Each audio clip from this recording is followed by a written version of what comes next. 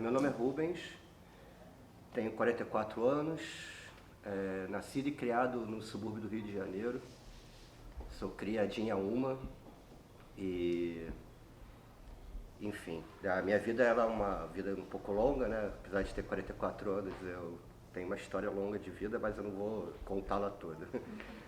Minha vida é um pouco nômade, né?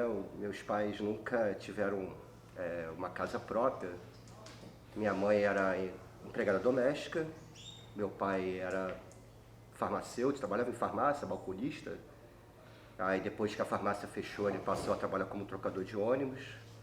A minha mãe teve um momento que ela fez o concurso para a prefeitura do Rio e se tornou merendeira, onde ela trabalhou apenas por 5 anos, porque ela teve que se aposentar por um problema na coluna, é uma questão muito séria, né, que envolve as cozinheiras que trabalham nas cozinhas das escolas, aquelas panelas pesadíssimas, é uma coisa terrível.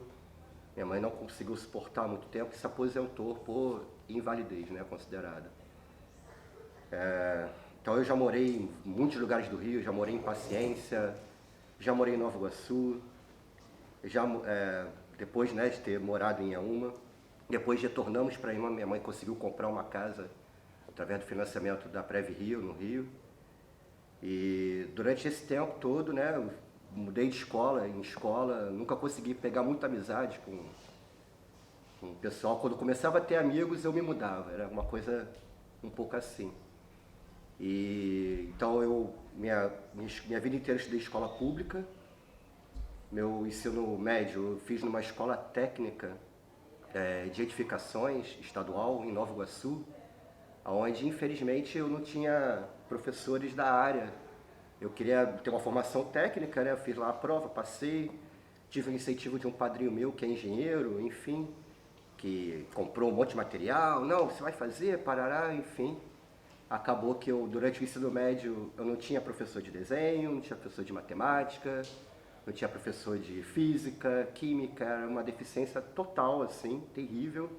Isso nos idos do início da década de 90. Então, eu tive um professor de história que marcou muito a minha vida durante o ensino médio. O professor Luiz Cláudio, eu lembro do nome dele até hoje. Era um professor que no primeiro dia de aula ele colocou Gonzaguinha para tocar. Abriu uma roda assim, ó, nossa aula de história não é uma aula onde a gente vai sentar enfileirado, vamos fazer uma roda e eu vou colocar um som para vocês aqui, distribuir a letra da música e vamos ouvir. No primeiro ano do ensino médio. E aquilo me marcou muito. Então foi uma matéria que durante o ensino médio eu tirava só 10, 10, 10, enquanto que matemática, quando tinha professor, era 0, enfim, era uma coisa terrível. E durante o meu ensino médio eu decidi, vou fazer história.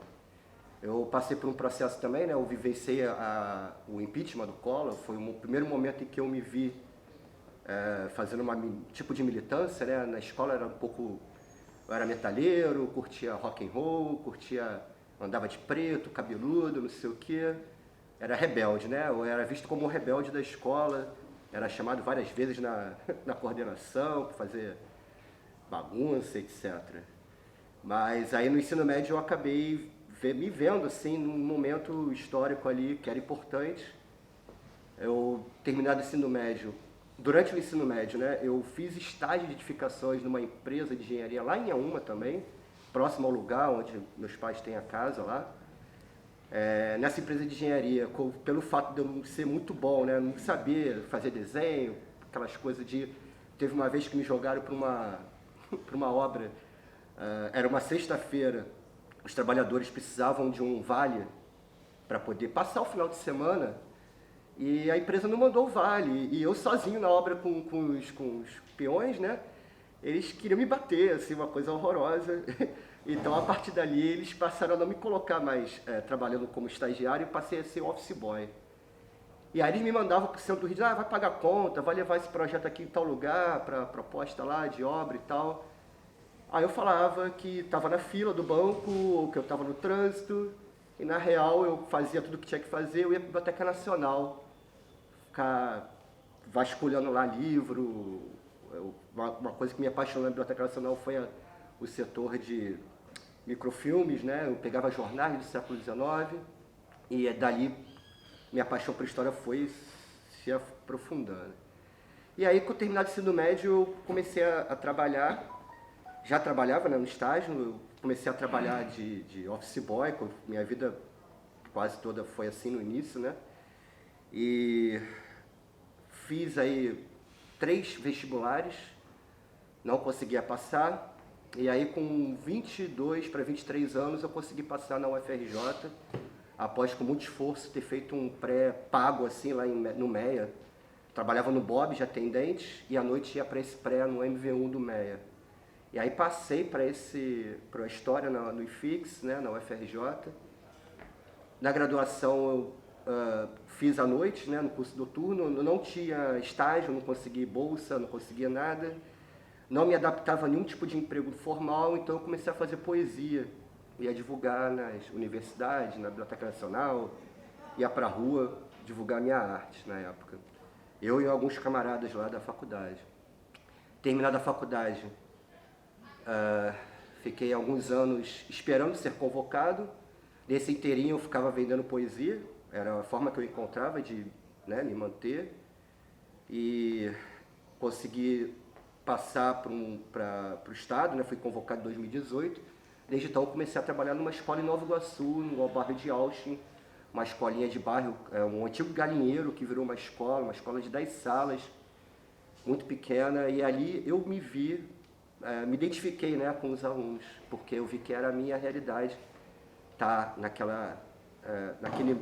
naquele mundo ali com aquela garotada. Em 2011 eu fiz o concurso para a Prefeitura do Rio, passei em 2011, fui convocado, comecei também a dar aula próximo ao bairro onde eu morava, lá em Auma, comecei a dar aula em Higienópolis, a mesma escola que eu estou até hoje, próximo ao Complexo Alemão. Os alunos são todos do complexo, a grande maioria deles, 99% são de lá. A escola, ela é, para mim, é a minha vida ali, eu não quero sair daquela escola por nada, tenho uma identidade muito grande com os alunos ali.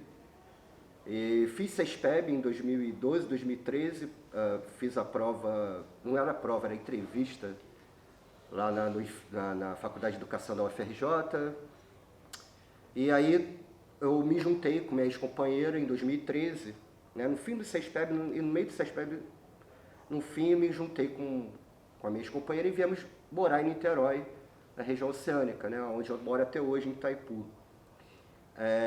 Vindo para a região oceânica, eu consigo a transferência para cá, na minha matrícula, a remoção, para uma escola no Engenho do Mato, escola estadual, né, eu sou do estado e município, e nessa escola estadual, ao lado dela, tem uma biblioteca, que é a Biblioteca do Engenho do Mato, que era a antiga biblioteca da escola, que ficou abandonada por mais de 10 anos, 2013 a 2013.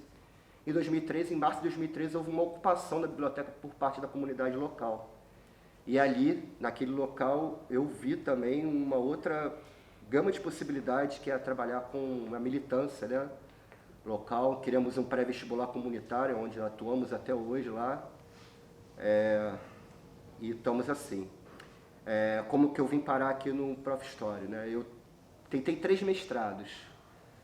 Dos 3 eu passei na prova, na entrevista eu tomava pancada, porque eu era aquele cara rebelde, né? Sempre rebelde, que não queria adequar o meu projeto à linha de pesquisa do professor, então eu falava, não, meu projeto é isso aqui e acabou. Sempre tomava pau, não passava em nada. E aí durante a pandemia, né, a gente eu percebi, né, que havia um problema muito grande, que era a exclusão digital, a exclusão dos alunos da escola pública que não conseguiam ter acesso às aulas, não conseguiam estudar, né? Eu vi a dificuldade imensa desses estudantes. Nós criamos, eu e outros camaradas, eu sou militante autonomista, né? Me considero anarquista, então nós militamos dentro de um movimento chamado RALÉ, é a Rede Autônoma de Luta pela Educação, que militamos dentro do CEP, dentro do sindicato e tal, e nós criamos uma página no Facebook chamada como é que é? Ensino Remoto é Exclusão.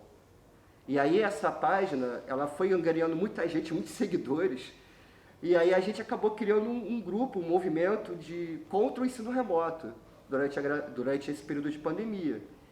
Que aí a página virou, agora eu não lembro o nome da página, enfim.